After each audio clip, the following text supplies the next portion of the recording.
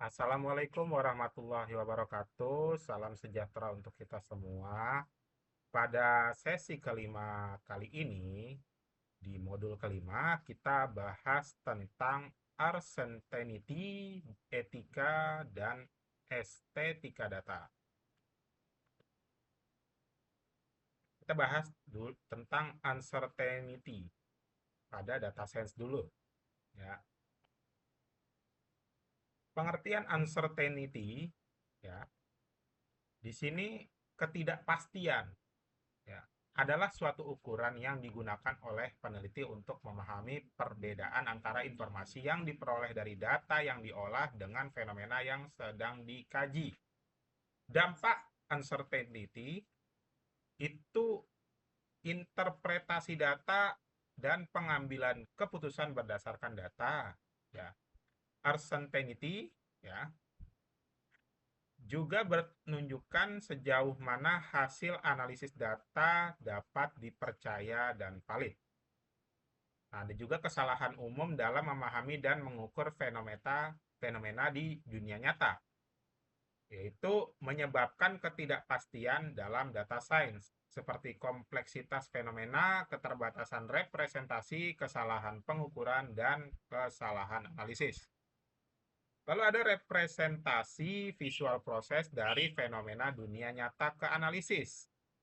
Ya, meliputi 4 langkah. Di sini ada dekomposisi atau safeness, di sini ada juga abstraksi atau representasi, kuantifikasi, dan analisis.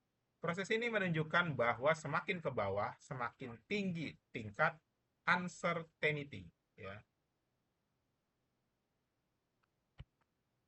Lalu di sini ada pengukuran curah hujan, tentunya. Ya, fenomena dunia nyata yang memiliki satuan milimeter mm dan merupakan data kontinu yang dapat direpresentasikan menggunakan grafik garis. Pada gambar 11-12 menunjukkan data curah hujan tahun 2019 di stasiun BMKG Karang Sokol, Kota Batu, Jawa Timur. Lalu ada kesalahan dalam pengukuran dan analisis. Ya. Kesalahan dalam pengukuran atau perhitungan data dapat menyebabkan interpretasi yang salah atau merusak masalah kajian jika dianalisis. Contohnya menggunakan data curah hujan di satu lokasi untuk merepresentasikan curah hujan di lokasi lain, atau menggunakan data historis untuk memprediksi data masa depan. Langkah-langkah untuk memvisualisasikan uncertainty menurut Lipinski tahun 2009, ada beberapa langkah yang dapat dilakukan untuk memvisualisasikan uncertainty dalam data, yaitu yang pertama, identifikasi sumber uncertainty, mengetahui faktor-faktor yang menyebabkan uncertainty seperti kesalahan pengukuran, variasi alamiah, atau asumsi model. Kuantifikasi uncertainty, menghitung besarnya uncertainty dengan menggunakan metode statistik seperti interval kepercayaan, standar deviasi, atau distribusi probabilitas. Visualisasi uncertainty menampilkan uncertainty dalam bentuk visual yang mudah dipahami seperti warna, ukuran, transparansi, atau simbol. Lalu ada visualisasi data geografis. Gambar ini menunjukkan 4 visualisasi data geografis yang berbeda dengan menggunakan metode warna, batas, dan transparansi untuk menampilkan uncertainty. Gambar C dan D menunjukkan nilai warna. Gambar B menggunakan batas dan gambar E menggunakan transparansi. Lalu ada gambar ini juga menjelaskan 11 kategori uncertainty menurut Chung dan Wang tahun 2016, yaitu akurasi, presisi, kelengkapan, konsistensi, linear range, currency, variabilitas, subjektivitas, ketidakpastian, ketidakjelasan, dan ketidakteraturan. Lalu setiap kategori memiliki keterangan yang menjelaskan makna dan contohnya dalam data science. Nah, di sini ada mengukur uncertainty dari data science, itu ada penjelasan confusion matrix. tujuan dan aplikasi dalam mengukur kesalahan klasifikasi, lalu ada komponen termasuk true positif, false positif, true negatif, false negatif. Lalu di bagian B pada precision dan recall. Ya. Definisi dan pentingnya dalam mengevaluasi kinerja klasifikasi. Nah, lalu pada bagian gambar ada confusion matrix dengan data pertunjukannya, representasi visual dari konsep yang dijelaskan. Lalu ada bagian C juga receiver operating characteristic, ROC, dan area under receiver operator curve, AUROC, ya singkatannya. Yaitu konsep dan aplikasi dalam mengukur kinerja klasifikasi dengan membandingkan sensitivity dan specificity. Ya. ROC curve adalah grafik yang menunjukkan hubungan antara sensitivity, TPR, dan satu specificity. Ya. FPR untuk berbagai nilai ambang batas klasifikasi. AUROC adalah luas di bawah ROC, ya, curve, yang menunjukkan seberapa baik model klasifikasi dapat membedakan antara kelas positif dan negatif. Semakin tinggi AUROC, semakin baik kinerja model klasifikasi. Nah, pada gambar, ROC, curve, dan AUROC representasi visual dari konsep yang dijelaskan. Contoh, area menunjukkan kualitas kualifikasi yang sempurna, lebih baik, dan lebih buruk. Nah, kita bahas tentang etika dan estetika dari data tersebut, ya, yang kita peroleh nih sebagai seorang data scientist.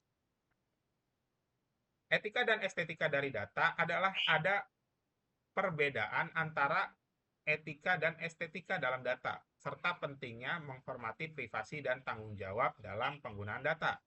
Sumber data resmi adalah sumber data yang paling akurat dan valid untuk mendapatkan hasil analisis yang bermanfaat bagi masyarakat. Lalu ada satu data Indonesia, portal informasi geospasial resmi milik pemerintah Indonesia yang memberikan akses transparan kepada publik. Nah, ada privasi individu dan kelompok.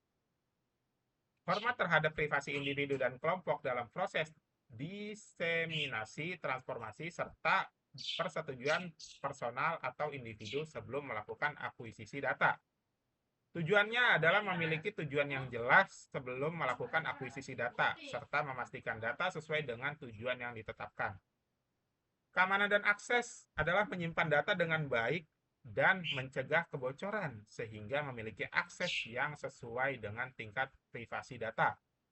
Lalu ada pengungkapan dan akuntabilitas, yaitu melindungi data personal atau individu dengan hukum, serta bertanggung jawab atas penggunaan dan pengolahan data. Lalu ada penghapusan dan pembuangan. Ya. Menghapus dan membuang data sudah tidak digunakan. Yang sudah tidak digunakan ya. Serta memastikan tidak ada sisa data yang dapat disalahgunakan. Nah, lalu kita bicara tentang etika data, yaitu privasi individu dan kelompok. Adalah hormat terhadap privasi individu dan kelompok dalam proses diseminasi informasi, serta persetujuan personal atau individu sebelum melakukan akuisisi data. Tujuannya adalah memiliki tujuan yang jelas sebelum melakukan akuisisi data, serta memastikan data sesuai dengan tujuan yang ditetapkan. Nah, di sini ada juga keamanan dan akses. Menyimpan data dengan baik dan mencegah kebocoran, serta memberikan akses yang sesuai dengan tingkat privasi data. Lalu ada pengungkapan dan akuntabilitas, melindungi data personal atau individu dengan hukum serta bertanggung jawab atas penggunaan dan pengolahan data. Lalu ada penghapusan dan pembuangan. Penghapus dan membuang data yang sudah tidak digunakan serta memastikan tidak ada sisa data yang dapat bisa disalahgunakan. Nah, kita bicara tentang estetika data. Di sini ada kosmetik, bahan yang digunakan untuk mempercantik tampilan luar, namun harus disesuaikan dengan konteks dan tujuan informasi yang disampaikan. Lalu ada simbol-simbol, adalah gambar-gambar yang digunakan untuk merepresentasikan privasi dan informasi pribadi seperti kunci, bintang, hati, mata, dan lainnya. Lalu ada premis, perizinan yang diperlukan untuk menggunakan karya cipta atau konten orang lain, termasuk lisensi Creative Commons dan hak cipta. Lalu kita bicara tentang lisensi Creative Commons, itu jenis-jenis lisensi yang memungkinkan pencipta karya untuk berbagi karya mereka dengan syarat-syarat tertentu, seperti atribusi, non-komersial, dan tanpa tujuan. Lalu ada sisi BYND. Salah satu jenis lisensi, sisi yang mengizinkan pengguna untuk menyalin dan mendistribusikan karya asli tanpa mengubahnya, asalkan memberikan atribusi kepada pencipta. Lisensi ini juga memungkinkan penggunaan komersial. Lalu ada aturan hukum adalah aspek hukum yang terkait dengan penggunaan data, seperti hak cipta, perlindungan data pribadi, dan tanggung jawab hukum. Lalu ada ukuran data informasi, aspek teknis yang terkait dengan pengumpulan, penyimpanan, dan pengolahan data seperti volume, kecepatan, dan keragaman data. Lalu ada tata bahasa adalah kualitas penulisan yang menunjukkan profesionalisme dan keahlian seorang ilmuwan data, seperti untuk memperhatikan pilihan kata, tanda baca, dan kesalahan ketik yang dapat mengganggu pembaca. Lalu ada komunikasi dengan pakar dan masyarakat adalah keterampilan yang diperlukan untuk menyampaikan informasi yang bermanfaat, relevan, dan mudah dipahami oleh audiens yang berbeda, termasuk memiliki media, format, dan gaya yang sesuai dengan tujuan konteks. Lalu ada data, informasi, pengetahuan, dan kebijaksanaan. Adalah tahapan yang menggambarkan proses transformasi data menjadi informasi. Informasi menjadi pengetahuan, dan pengetahuan menjadi kebijaksanaan. Diagram ini menunjukkan hubungan dan perbedaan antara tahapan tersebut. Lalu ada transformasi data menjadi informasi. Proses yang melibatkan 5 langkah untuk menghasilkan informasi yang dapat digunakan untuk tindakan, yaitu data, sortir, susun, visualisasikan, dan ceritakan. Lalu ada opini dan emosi. Adalah faktor-faktor yang harus dihindari dalam mengelola data dan informasi, karena dapat mengkontaminasi dan mengganggu interpretasi data yang objektif dan valid. Lalu ada komunikasi dengan pakar dan masyarakat. Adalah keterampilan yang diperlukan untuk menyampaikan informasi yang bermanfaat, relevan, dan mudah dipahami oleh audiens yang berbeda, termasuk memilih media, format, dan gaya yang sesuai dengan tujuan dan konteks. Lalu ada presentasi versus eksplorasi. Dua pendekatan yang berbeda dalam mengolah dan menyajikan data, tergantung pada tujuan, pengetahuan, perilaku, dan interaksi pengguna. Tabel 14.2 adalah tabel yang membandingkan karakteristik presentasi dan eksplorasi pada data science seperti kasus non-komersial dan tanpa turunan.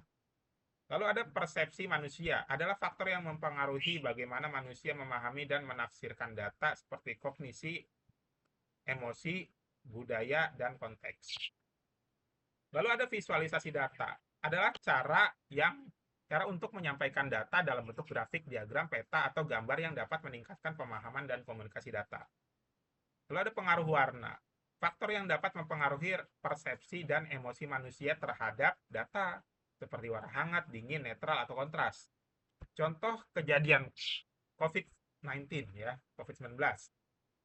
Kasusnya menunjukkan bagaimana visualisasi data dapat digunakan untuk menampilkan tren, perbandingan, atau hubungan antara variabel yang berkaitan dengan pandemi COVID-19. Lalu ada visualisasi dan persuasi. Adalah konsep yang menggambarkan bagaimana visualisasi data dapat digunakan untuk mempengaruhi sikap opini atau perilaku audiens dengan cara yang positif atau negatif. Lalu ada bias kognitif. Kesalahan berpikir yang dapat mempengaruhi interpretasi data, seperti konfirmasi, ketersediaan, atau representasi. Gambar 14.4 adalah gambar yang menunjukkan contoh visualisasi data yang membingungkan atau manipulatif, dengan menggunakan sumbu-sumbu yang tidak seimbang atau tidak memiliki rentang yang sama. Lalu ada visualisasi dalam upaya persuasi, adalah cara untuk menggunakan visualisasi data untuk mempengaruhi sikap, opini, atau perilaku audiens dengan cara positif atau negatif. Lalu ada diagram lingkaran.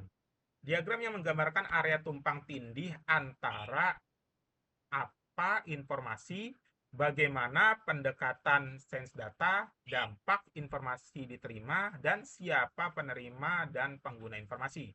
Gambar 14.3, gambar yang menunjukkan bahwa jika penerima dan pengguna informasi menerima prinsip yang sama, maka akan tercipta keselarasan dan keseimbangan dalam pengolahan dan penyampaian informasi. Lalu ada visualisasi data.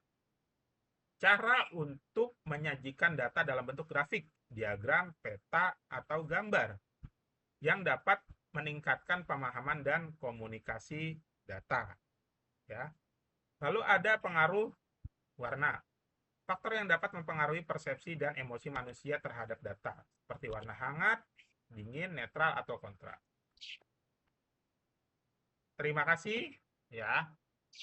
Untuk modul kelima yang pertama ini, itu saja yang bisa saya sampaikan. Wabillahi taufiq wal hidayah. Wassalamualaikum warahmatullahi wabarakatuh. Salam sejahtera untuk kita semua.